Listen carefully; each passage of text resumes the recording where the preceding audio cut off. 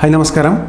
നമ്മളിന്ന് തയ്യാർ ചെയ്യുന്നത് കായ വറുത്തതാണ്. വളരെ എളുപ്പത്തിൽ നമുക്ക് രുചികരമായ കായ വറുത്തത് വീട്ടിൽ തന്നെ തയ്യാർ ചെയ്യാം.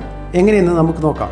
ആവശ്യമായ സാധനങ്ങൾ: നമ്മളിവിടെ നേന്ത്രക്കായാണ് എടുത്തിരിക്കുന്നത്, 2 എണ്ണം, മഞ്ഞൾപ്പൊടി കുറച്ച്, അതുപോലെ കുറച്ച് ഉപ്പും. ഇത്രയും സാധനങ്ങളാണ് നമുക്ക് ഇതിന് ആവശ്യമായിട്ടുള്ളത്.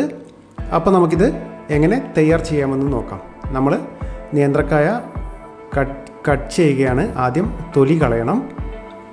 നമ്മളിതിൻ്റെ തൊലി കളയുന്നു. നമ്മൾ ചിപ്സ് ഉണ്ടാക്കാൻ ഉപയോഗിക്കുന്ന നേന്ത്രപ്പഴം നല്ല പോലെ മൂത്ത് തൊട്ടടുത്ത ദിവസം പഴുക്കുമെന്നുള്ള വിധത്തിലുള്ള നേന്ത്രപ്പഴമാണ് നമ്മൾ ചിപ്സ് ഉണ്ടാക്കാൻ സാധാരണയായിട്ട് എടുക്കുന്നത്. നല്ല പോലെ മൂത്ത പഴമാണ് എടുക്കുന്നത്. അപ്പോൾ നമ്മൾ വളരെ ചെറുതായിട്ടിത് കട്ട് ചെയ്യുകയാണ്. വളരെ ചെറുതായിരിക്കണം. അപ്പം നമുക്ക് നല്ല പോലെ ചെറുതായാൽ മാത്രമേ നമുക്ക് നല്ല പോലെ ഇത് പൊരിഞ്ഞ് നല്ല കായ വറുത്തത് കിട്ടുകയുള്ളൂ.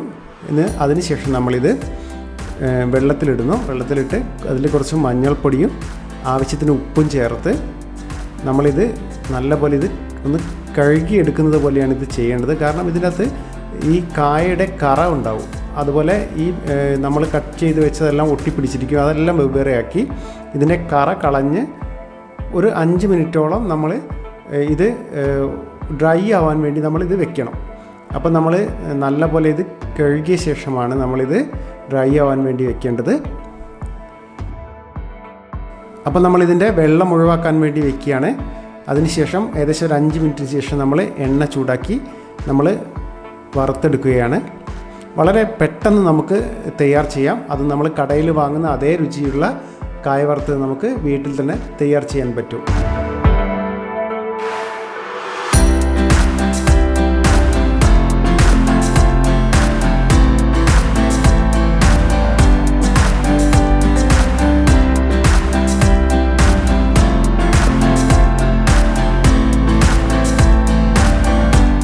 അപ്പം നമ്മുടെ കായ വറുത്തത് വളരെ പെട്ടെന്ന് തയ്യാർ ചെയ്യാൻ പറ്റിയൊരു വിഭവമാണ്. എല്ലാവരും ട്രൈ ചെയ്ത് നോക്കണം. കുട്ടികൾക്കെല്ലാം നമുക്ക് വളരെ രുചികരമായ കായ വറുത്തത് നമുക്ക് വീട്ടിൽ തന്നെ തയ്യാർ ചെയ്ത് കൊടുക്കാൻ പറ്റും. അപ്പോൾ എല്ലാവരും തീർച്ചയായിട്ടും ട്രൈ ചെയ്യുക.